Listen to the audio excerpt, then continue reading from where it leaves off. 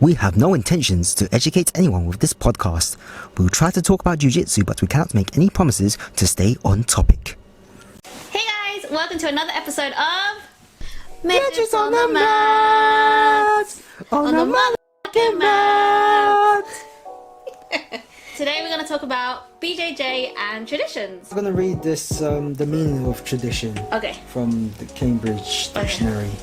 It says, a belief, principle, or way of acting that people in a particular society or group have continued to follow for a long time, or all of these beliefs in a particular society or group. When you did Wing Chun, was there traditions there? There were quite a number of them. It depended on what school or organisation I was a part of. So some would have us wearing sashes rather than belts. Aww. Yeah, and like a pageant. Yeah, so it used to be, instead of belts, it used to be these sashes. Oh, sashes. I thought you meant like no, sashes. Miss America. She's beauty and she's grace. She's Miss United States. There are some schools, when you go back several decades, probably not even another century. Yeah. It depended on where you wear the knot that will signify who you are. Because if you wore the knot onto your right side, you would be a student. If you wore it onto the left, I think it signifies that you're just a common person. I might be completely wrong on that. Peasant. But right in the middle, that means you are the master. You are the instructor. Oh, common like what? Yeah, like just popping by. Yeah, just someone hi. who isn't a martial artist. So why are they wearing the sash then? You know, just to For fashion. Just to hold their trousers up, maybe. Oh, okay. So in BJJ, I think the one that really not shocked me, but I was like, oh, this is new, is the us. After every drill, obviously you say us to signify like, okay, I understand or whatever. And I was just giggle because I was like, I don't know what this word means. What is this word? Can you spell it out for me? I went on Google the next day and I was like, what did the people say in BJJ, this word? And then there was not really a meaning for it. I really don't think there's a meaning for it, because I know that in karate they say usu. With the so O-S-U. Yeah. So I don't know where the us came from. I remember everyone was saying us and I refused to say us. Because I didn't understand it, I didn't get it. Because when I did Wing Chun for the first 8 years, I was in a school that was very much about certain traditions and it was very disciplined, and afterwards I went to another Wing Chun school where that was pretty much thrown out the window. So I experienced both worlds. So I went into BJJ without that sense of hierarchy. So when it came to the us thing, I resisted it for a very long time until our coach insisted that we say us after he demonstrated something to show that we understood. Yeah. I like it. I mean, it's so funny because then it's like different connotations. He'll say, do you understand? And we'll be like, us, question mark? Or us, maybe. Or us, yes. I'm very immature. So I was giggly probably for the first couple of weeks because I was like, what's everyone saying? I don't know what's happening. It was like coming into this world and you're just like, I felt like a tourist. And then just find the random people who just reply us for everything. I haven't met that person yet, but when I started saying us, I started saying it at work and I started saying it at home. So like work would be like, Bev, can you do this? And I'll be like, us. And I was like, wait, I said us. They wouldn't hear it because it's like a murmur us, like us, like yeah, well, like yeah. It became natural, but then you start to think, oh, I'm quite silly saying it outside of the mats. Like, do you know what would invade my daily life that came from my martial arts training? During a certain time when I was learning Wing Chun, the way we would greet each other was we put our right fist onto our left palm. That's how we would greet each other. So I'll greet the fellow students like that, I'll greet the instructor like that, and outside of the class I'll greet my classmates like that as well. Several times I realised that when I was waiting for the bus at the bus stop, you know when you put your hand out for the boss to come, I did this. I put my right fist on my left palm out to get the boss's attention. And then you were like, thank you. Thank you for stopping. So that invaded my daily life. Oh, do you remember when I was going for a run? And then I saw someone from our club run past. And then I put my hand out for a fist bump. And I was like, boss! Obviously, because it's COVID. I messaged him saying, I apologize for reaching my hand out. Like, you know, stay safe and everything. But I was like, as soon as I recognized someone off the mats, I was like, boss. Built into your system that boom, this I is was what you're supposed to ready. do. As soon as I saw that familiar face. Yeah, you don't, do you know what I mean? You don't wave. I created a word called nus. So I use us as a yes and nus for a no. I feel like when you want to go against the system and you don't understand the technique, you say nus. And crunch your eyes together like this. So crunch it. Creating abs. Crunches. your eyes. Yeah. See, like that, create something like that. Yeah. Crinkle? A crinkle, like crinkle chips. I don't really like crinkle. Do you like crinkle chips? Yeah. You know those crinkle chips when I was eating, like, break off one bit at a time? One crinkle at a time. I make it last Like- longer. Maybe we're not talking about the same chips. The one with the crinkles. Sorry, I was thinking about crisps. What are you you're talking about like McCoys. So yeah, McCoys are aggressive.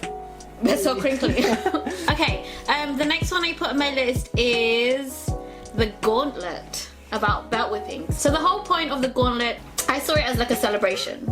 I read up on this a bit, and Chris Holter apparently was the one who came up with it because he came from the army and he thought that this would be a bit of a Hayden ritual. It's not a very old tradition. At the end of the day, traditions are set by human beings. I mean, I could make anything into a tradition. So what do you think about the gauntlet, belt whipping?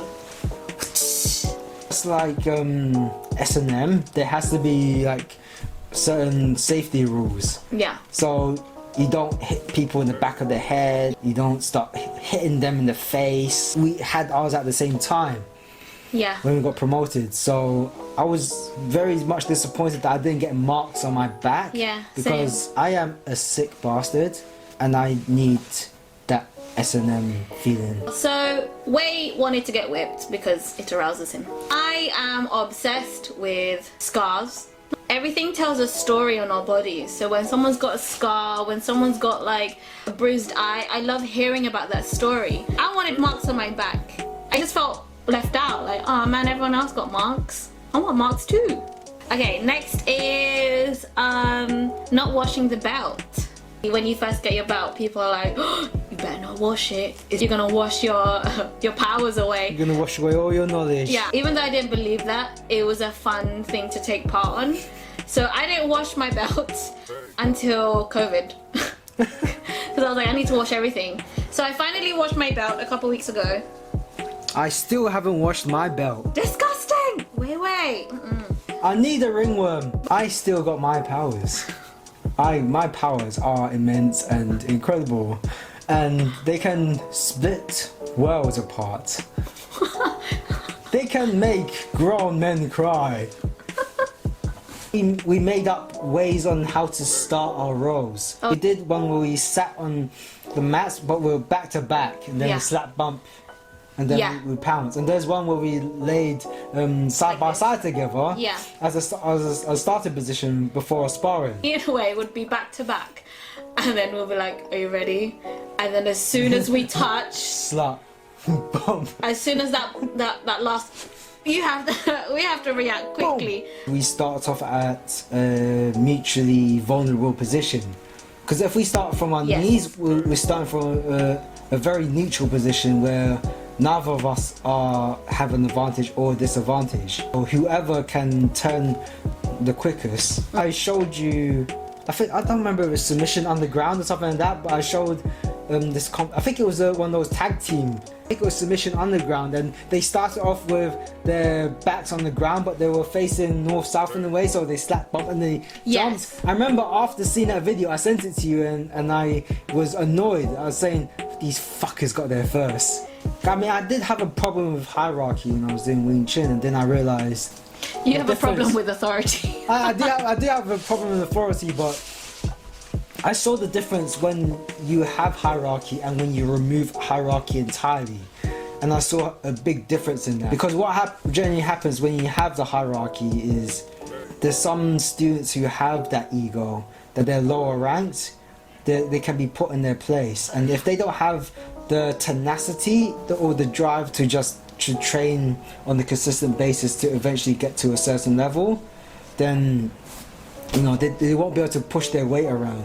But I've seen what happens when you remove hierarchy from martial arts, where everyone thinks that they are equals. So now they're thinking that, oh, we all have the same knowledge. I can now tell you what to do, or I can tell you what you're doing is right and wrong. Yeah. And I've seen that the ego that they've been hiding is now in full display. I mean, you have people who get to blue belt and it's almost like it's finally that their skill is recognized and they can let their ego out a bit now. So it's almost like it's a license to push around people. By the way, if I'm like that to you guys, please let me know so then I'm aware, because maybe I am a bit bossy. No, I don't see you going around throwing your weight at all. Maybe I will. Maybe I'll start doing that. Then people will won't give me. Yeah. I'll start being like, you know who I am.